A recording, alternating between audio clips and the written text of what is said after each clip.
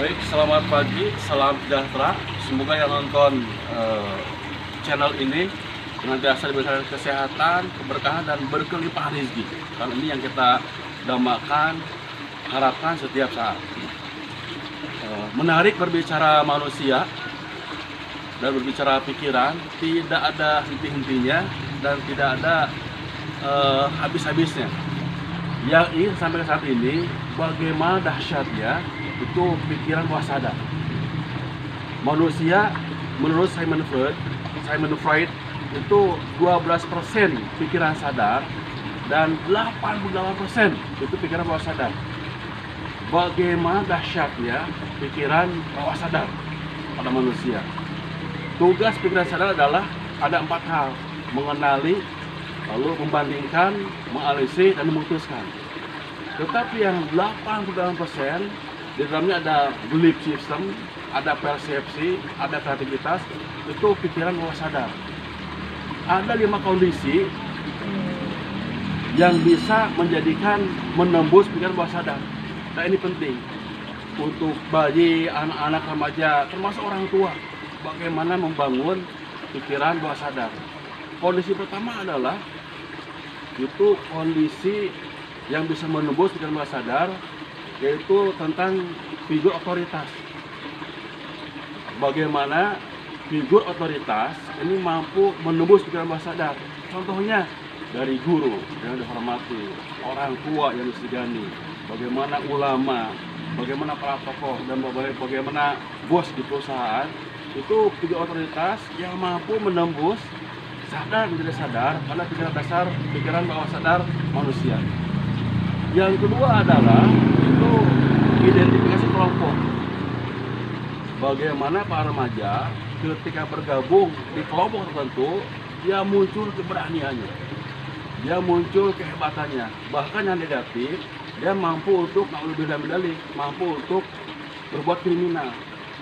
Jadi bagaimana identifikasi kelompok mampu untuk menjadikan pikiran bawah sadar ini bergerak. Yang ketiga adalah bagaimana kondisi di samping tadi figur, kelompok, juga perasaan emosi yang intens. Perasaan baik yang menyedihkan atau yang mengembirakan secara intens itu mampu menembus pikiran bawah sadar. Bagaimana seorang anak yang dia kecewa lalu diberikan judgement atau diberikan penilaian buruk, itu mendalam kepada anak. Di sekolah sering itu anak ada 2 hal. Dia ingat betul pada figur guru yang nggak disukainya karena secara emosional mendalam. Yang keempat adalah bagaimana dengan pengulangan itu mampu menembus pikiran bawah sadar. Hal yang diulang-ulang berkali-kali mampu menembus pikiran bawah sadar. Oleh karena itu, salah satu pendekatan hipnosis adalah itu pengulangan. Diulang-ulang sehingga masuk pada pikiran bawah sadar.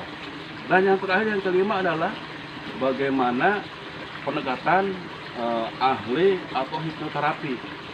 Kemampuan hipnosis itu menjadikan dari pikiran sadar, dari gelombang otak beta, theta, sampai ke alpha dan theta. Nah, hipnosis menjadikan seorang dalam kondisi alpha dan theta.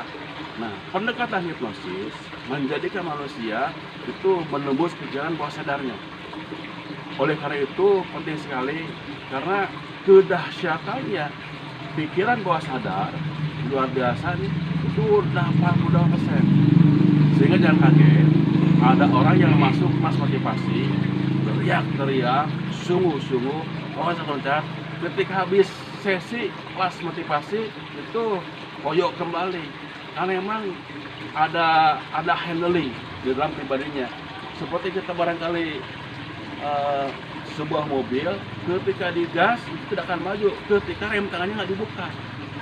Nah, pikiran bawah sadar itu seperti rem tangan. Ketika dibuka rem tangannya, dia loncat dengan tinggi. Oleh karena itu penting sekali membangun pikiran bawah sadar sehingga menjadi aktif.